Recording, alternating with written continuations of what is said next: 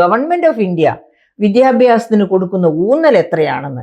അതിന് നമുക്ക് 2024-25 ബജറ്റിൽ എന്ത് പറഞ്ഞിട്ടുണ്ട്, അത് ബജറ്റിൽ എന്ത് കൊടുത്തു എന്ന് നോക്കുന്നതിന് മുൻപ് നമുക്ക് ഒരു കാര്യം കൂടി ശ്രദ്ധിക്കാം. ഇതായത് ഡോക്ടർ എസ് രാധാകൃഷ്ണൻ കമ്മീഷൻ തന്നെ ഉണ്ടായിരുന്നു ഒരു കാലത്ത്.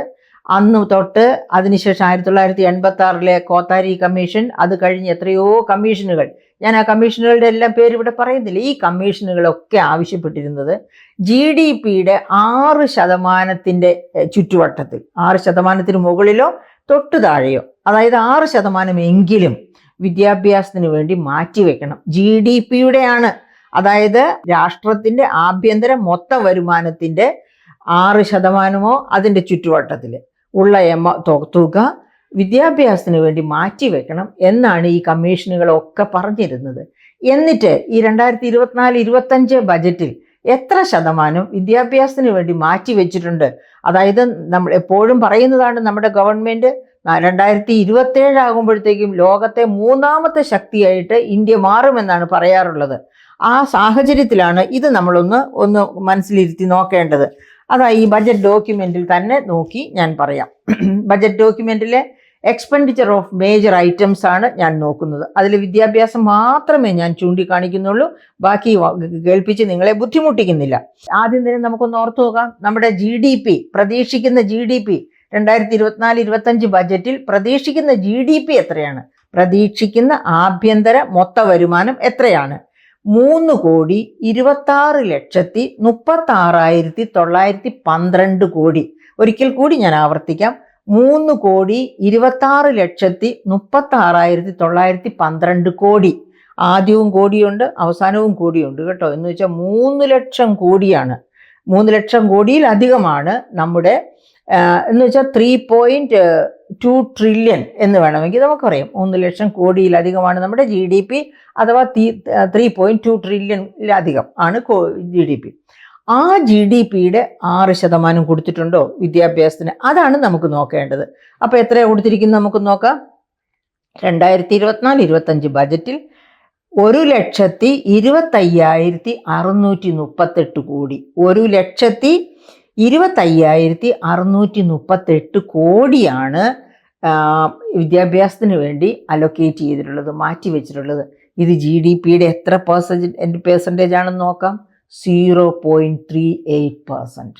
പ്രിയപ്പെട്ട സുഹൃത്തുക്കളെ, ഒന്ന് ആലോചിക്കുക. ലോകത്തിൻ്റെ 3ാമത്തെ വലിയ ശക്തിയാക്കി 2027 ഇന്ത്യയെ ആക്കുമെന്നാണ് നമ്മുടെ പ്രധാനമന്ത്രി എപ്പോഴും പറഞ്ഞുകൊണ്ടിരിക്കുന്നത്. കോത്താരി കമ്മീഷനും ഡോക്ടർ എസ് രാധാകൃഷ്ണൻ കമ്മീഷനും എല്ലാ കമ്മീഷനുകളും പറഞ്ഞിട്ടുള്ളത് GDP-യുടെ 6% വിദ്യാഭ്യാസത്തിന് മാറ്റിവെക്കണമെന്നാണ്. ചൈന 6%-ലധികം മാറ്റിവെക്കുന്നു. ആ ചൈന അമേരിക്കയോടാണ് കമ്പീറ്റ് ചെയ്യുന്നത്. എന്തിന് കമ്പീറ്റ് ചെയ്യുന്നത്? ടെക്നോളജിയിൽ 1ാം സ്ഥാനത്ത്. ഇപ്പോൾ ടെക്നോളജിയിൽ 1ാം സ്ഥാനത്ത് നിൽക്കുന്ന അമേരിക്കയാണ്.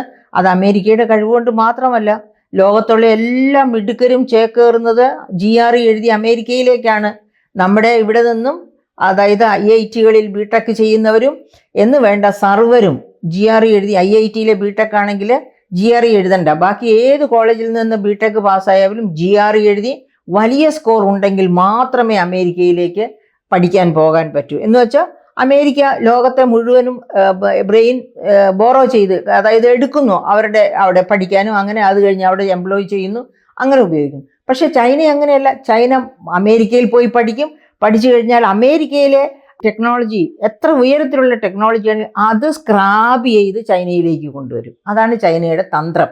പക്ഷേ ഇന്ത്യയിൽ നിന്ന് പോകുന്നവരാരും ഇന്ത്യയിലേക്ക് ആ തന്ത്രം കൊണ്ടുവരികയും, കാരണം എന്താ? ഇന്ത്യക്കാർക്ക് വേണ്ട, ഗവൺമെന്റ് ഓഫ് ഇന്ത്യക്ക് വേണ്ട, ചൈനീസ് ഗവൺമെന്റ് ആണ് അവിടെ നിന്ന് പോകുന്നവരെ കൊണ്ടുവരൂ ഇവിടെ എന്ന് പറഞ്ഞ് ആ സ്ഥാനവും സൗകര്യങ്ങളും ഒക്കെ കൊടുത്ത് ചൈനയിൽ അവരെ എംപ്ലോയ് ചെയ്യുന്നത്. അതേസമയത്ത് ഇന്ത്യയിൽ നിന്ന് പോയിരിക്കുന്നവർ അപൂർവമായി മാത്രമേ ഇന്ത്യയിലേക്ക് വിളിച്ച് മക്കളെ നിങ്ങൾ ഇങ്ങോട്ട് വരും, നിങ്ങളുടെ ബ്രെയിൻ ഞങ്ങൾക്ക് ആവശ്യമാണ് എന്ന് പറഞ്ഞ് പ്രയോജനപ്പെടുത്താറുള്ളൂ.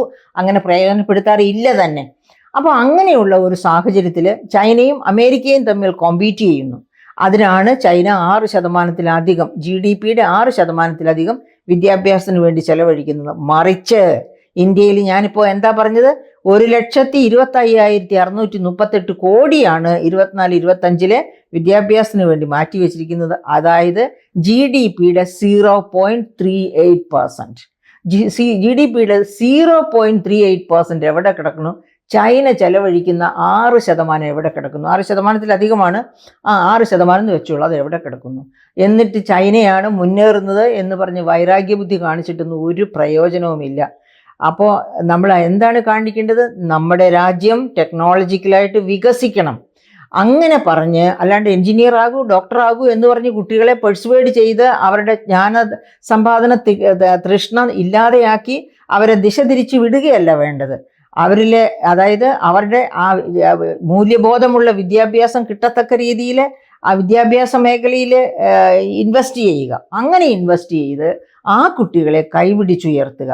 അങ്ങനെ സാങ്കേതിക മികവിലും എല്ലാ മേഖലകളിലും ഉയരാനുള്ള ഏറ്റവും പ്രധാനപ്പെട്ടത് അതായത് ഒരു കുട്ടിയുടെ വിദ്യാഭ്യാസത്തിൽ ഇൻവെസ്റ്റ് ചെയ്യുക എന്ന് പറഞ്ഞാൽ എന്ന് മുതലാണ് ഇൻവെസ്റ്റ് ചെയ്യേണ്ടത്?